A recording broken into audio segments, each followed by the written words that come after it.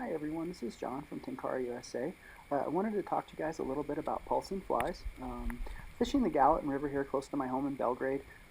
This is a little bit further downstream from some of the classic Tenkara water up in the canyon, and it's some of my favorite water to pulse flies in. In fact, I find pulsing flies to be by far my most productive tactic on this kind of water. I love it on kind of glides and stuff like that. This water still has a lot of kind of weird currents and back eddies and stuff like that where Tenkara is really ideal. The being able to hold all the line off the water is just great because it allows me to hit some of those pockets in between current seams. Even though I'm pulsing a fly, I'm not fishing dead drift. I find that to be a huge advantage. So wanted to talk to you guys about a few points, ideas I keep in my head when I'm pulsing flies that I think might help you guys out a little bit.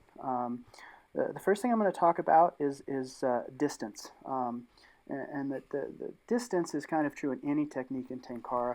You don't want to be reaching out too far. I'm not talking about distance of the cast. That's going to vary with your line length. But you never want to be reaching out too far and have your hands too far from your body in a place where if a fish eats, you don't have anywhere to go. And obviously this also includes the rod and what you're doing with the rod tip. You don't want it so far down and pointing at the fly where if a fish takes and turns, it's immediately going to hit a solid wall and be able to pop your fly off. When I first started fishing Tenkara, I had more break-offs, and that was why. I did that way too much. I wasn't used to fishing closer, and so I had a lot of break-offs.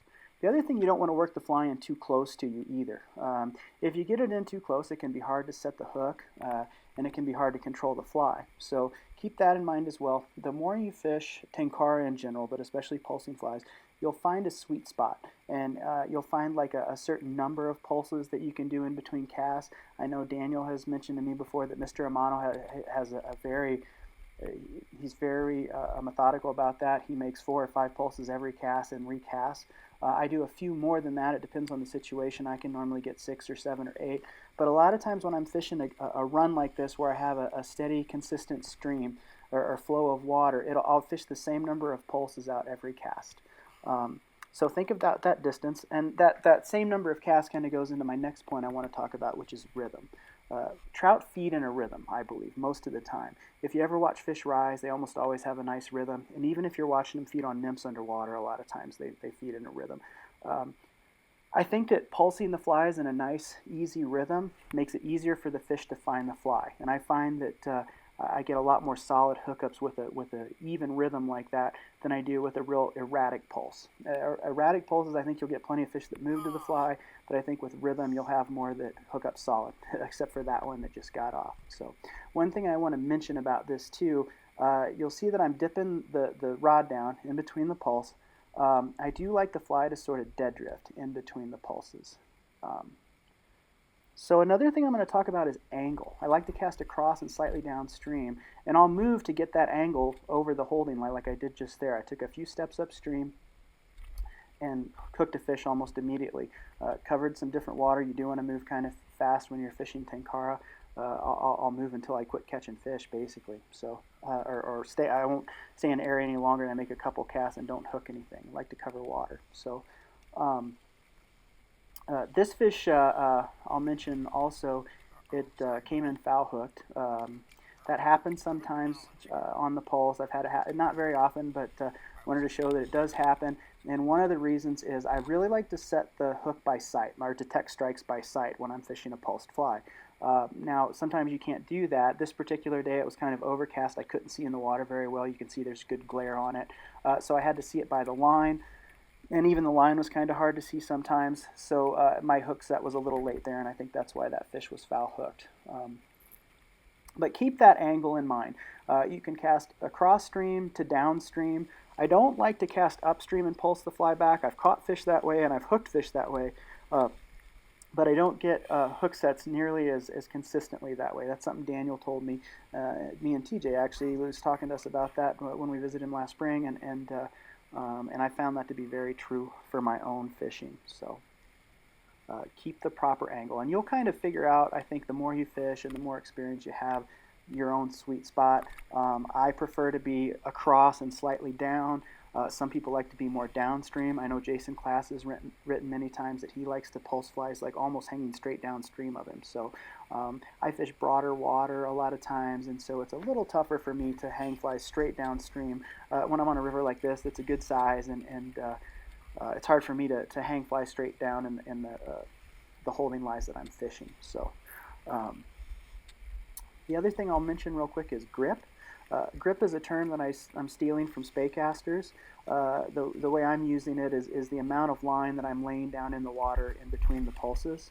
So grip is when you lay your actual casting line. I don't mean your tippet, but the actual casting line. I usually lay a little bit of it down in the water after the pulse. And I'm very gently setting it back down. I really don't want to give a lot of slack, but I do want the fly to have a dead drift.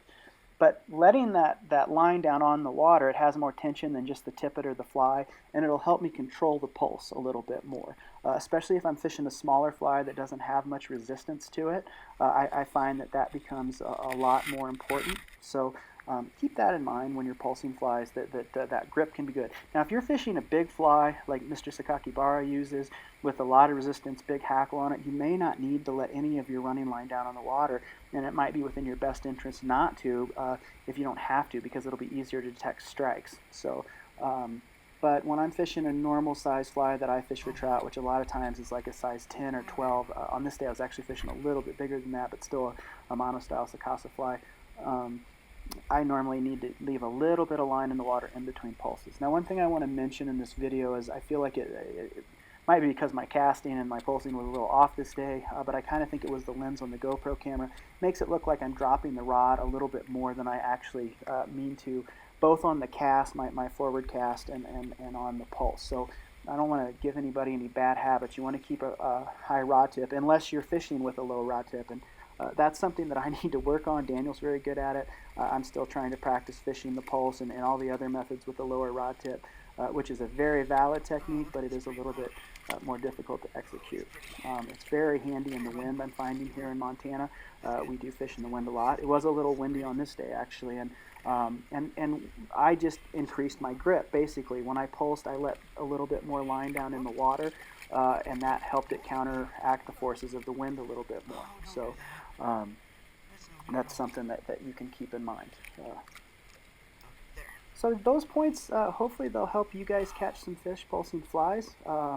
It's a really fun technique. I really enjoy it, and I've caught a lot of fish this way.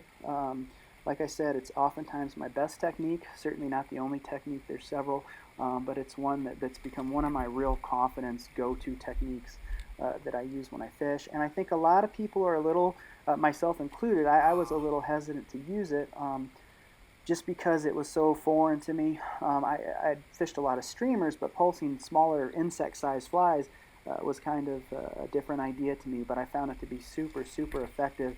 And I've had a lot of days like this one here where fish just really move to that fly. It's an incredibly strong trigger when you hit it right, and I hope that it works as good for you guys as it does for me.